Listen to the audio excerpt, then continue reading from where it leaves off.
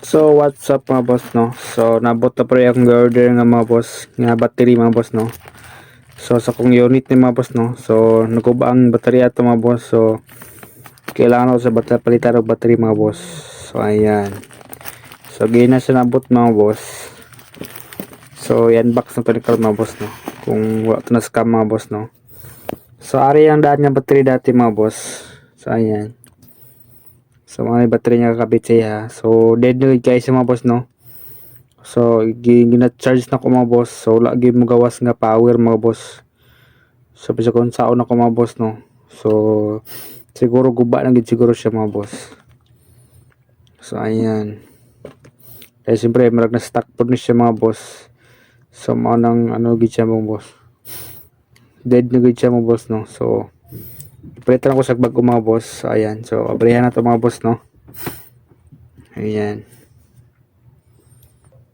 So ari din sa mga boss. So naka-carton pa siya mga boss no. So murag legit gid siya mga boss no. So ayan. So mao na kabutang mga boss no. So abrihan na to mga boss.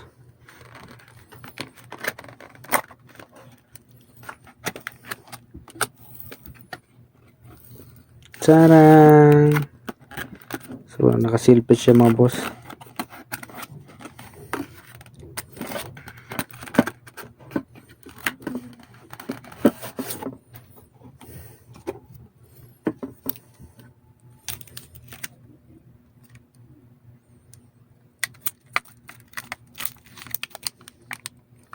So ayan mga boss no.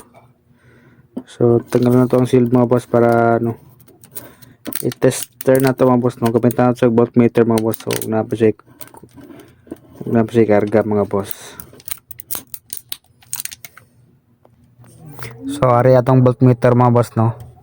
So try atong test mga boss no kung napa siya karga o di ba sa lubat mga boss.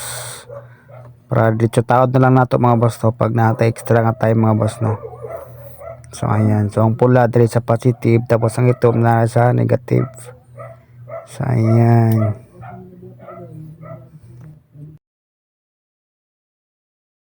So ayan, so medyo nasigar siya mga boss no. So ayan mga boss kung maklaro niyo siya mga boss no. So ayan, ito patindugan ng voltmeter mga boss para makita niyo mga boss no. So ayan, so nag-check karga mga boss no. So 13 volt. So legit siya mga boss no. So condition pa kayo mga boss no. So ayan. So update ang mga boss no. Pag gitawad na ako na siya mga boss. So ayan. So bago na pala itong battery sa itong unit mga boss no.